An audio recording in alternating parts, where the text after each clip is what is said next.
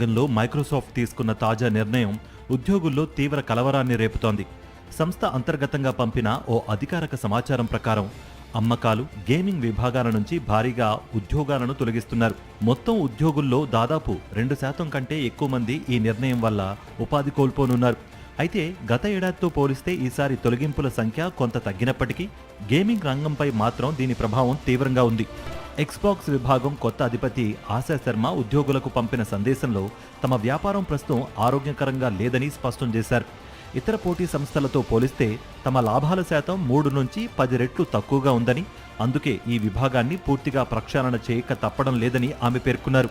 ఇందులో భాగంగానే కేవలం గేమింగ్ విభాగం నుంచే దాదాపు 3200 ఉద్యోగాలను తొలగించేందుకు సుదీర్ఘ ప్రణాళికను సిద్ధం చేశారు.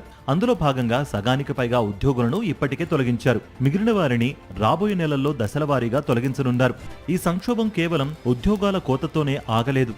మైక్రోసాఫ్ట్ గతంలో 100 కోట్ల రూపాయలు పెట్టి కొనుగోలు చేసిన 5 ప్రముఖ గేమ్ తయారీ స్టూడియోలను ఇప్పుడు ఎక్స్బాక్స్ విభాగం నుంచి వేరు చేసి ఇతర యాజమాన్యాలకు విక్రయిస్తున్నారు లేదా స్వతంత్రంగా వదిలేస్తున్నారు. కృత్రిమ మేధస్సు రంగంలో గూగుల్, అమెజాన్ వంటి సంస్థల నుంచి వస్తున్న విపరీతమైన పోటీని తట్టుకోవడానికి మైక్రోసాఫ్ట్ తన పూర్తి వనరులను, నిధులను కృత్రిమ మేధస్సు మౌలిక వసతుల వైపు మళ్లిస్తోంది. ఈ కారణంగానే సంప్రదాయ సాఫ్ట్వేర్, గేమింగ్ రంగాలపై నిధులు కోత విధిస్తూ ఉద్యోగులను రోడ్డున పడేస్తోంది.